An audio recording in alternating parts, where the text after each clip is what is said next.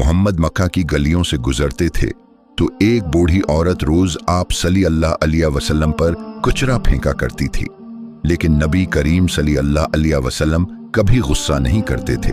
आप सल्लल्लाहु अलैहि वसल्लम खामोशी से वहां से गुजर जाते और उस औरत के लिए दुआ करते। एक दिन जब आप सल्लल्लाहु अलैहि वसल्लम वहां से गुजरे तो किसी ने कुचरा नहीं फेंका। आप सल्लल्लाहु अलैहि वसल्लम हैरान हुए और पूछा, वो औरत आज नजर नहीं आई? लोगों ने बताया, वो बीमार है।